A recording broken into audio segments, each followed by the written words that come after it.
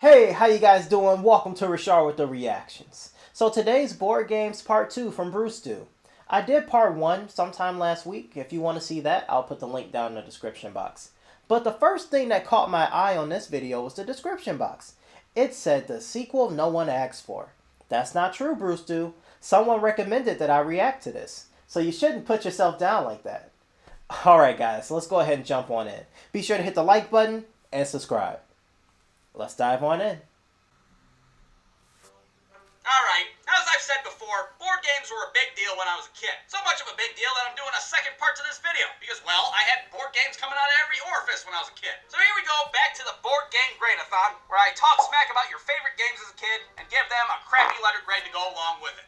First up, Pictionary. Now, personally, I like the game of Pictionary. And contrary to how crappy my cartoons are, I can actually draw at a fairly decent level. The only problem is, every time that I play Pictionary, not a good my drawer. partner draws like his hands are broken, and all his drawings look like a goddamn Rorschach ink blot, for Christ's sake. Is it getting bullied in middle school? Or a picture of my parents fighting? Repressed memories? What the hell is that? I don't know. We'll give Pictionary an A- if you can draw, or a D- if your drawings look like two turds smashed together. That would be me. Operation. Now, Operation is a game of skill and finesse. And the concept is simple. You have a patient named Cavity Sam, and he's having a few issues. For one, he's got a bunch of foreign objects lodged inside of his body, and for two, he's got no dick and balls, which I think is a more pressing matter. Not to mention, Sam's health insurance is so shitty, he has to enlist a couple of 8-year-olds to operate on him in the first place. Now, overall, Operation was a downright nerve-wracking game. I mean, you barely touch the damn metal side, and all of a sudden, fucking Cavity Sam goes all Rudolph on you, starts vibrating and shit. How could you play that game as a kid and not be filled with anxiety? Okay, easy does it. Just a little bit more. We're gonna give Operation a D. Actually, we're gonna give it 2 Ds for the size fucking batteries that it took to power the damn thing. Next up, Taboo. I would have gave it like a Now, B-. Taboo is a personal favorite of mine. Now, Maybe a if you've never C. played it before, it's basically the game Pictionary, but with words. You have to get your partner to guess the top word on the card without saying any of these no-no words at the bottom. And just like Pictionary, it helps to have a good partner. I never like played if me and this my one. cousin David are partners, it's not even fair. We'd be sitting there rattling off answers left and right. Parachute Pants, MC Hammer, Helen Hunt, Tornadoes, Tim Allen, Santa Claus, fucking cat going over a waterfall. Homeward Bound, time's up, 47 points. What the hell just happened? But God forbid if you and your partner are on a whole different brain wavelength, you're not gonna get shit. Let's see here. They come when you get hurt. I don't know, a fucking masochist? A masochist, what? Time's up. Ambulance. It was a fucking ambulance. Oh, that's what you meant. I thought that, well, you know what? Never mind what I thought. Taboo gets an A. We're moving on.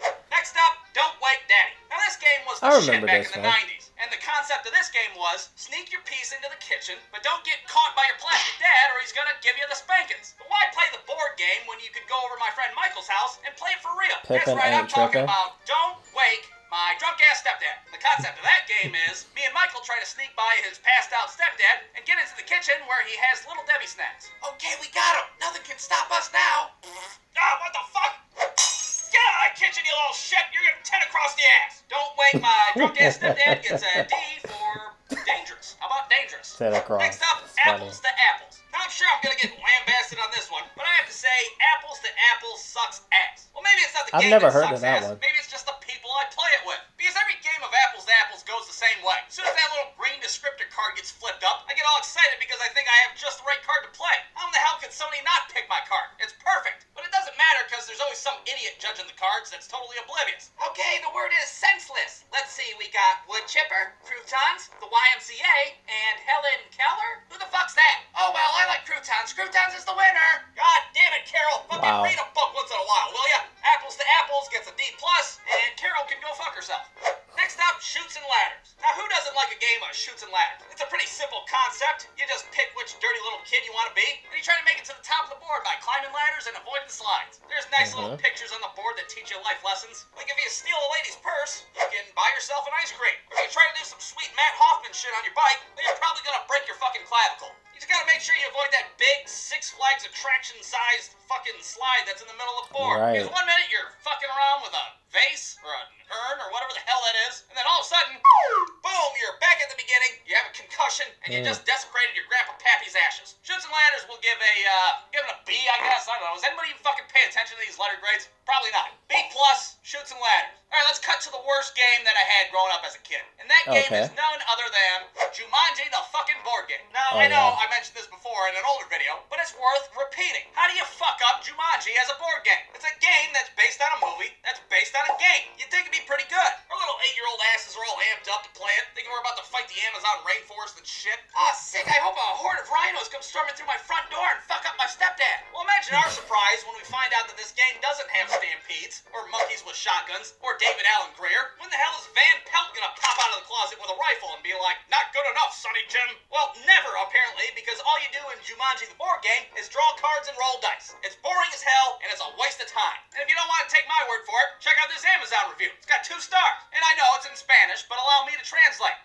This game is booty. Robin Williams is not included. Jumanji gets an F, along with 2 draw 2s and a go fuck yourself. The end. Now, there were some games in there I've never heard of before, like Apples and Apples. But for the ones I did hear about, his grading was pretty spot on, I would say. Now, there was one game that he mentioned that sounded very interesting, and that was Taboo. I've never heard of that game before, but from how he described it, it sounded really fun. I mentioned it in the last video, but I like games that are associated to words. So if I was over a friend's house and I saw that game, I would very much try to encourage them to play a game with me, because I really do want to try that game. Let me know what you guys thought down in the comments below. What is your favorite board game, and do you agree with the grades he gave? And that's today's video. Thanks for watching, guys. Have a good day.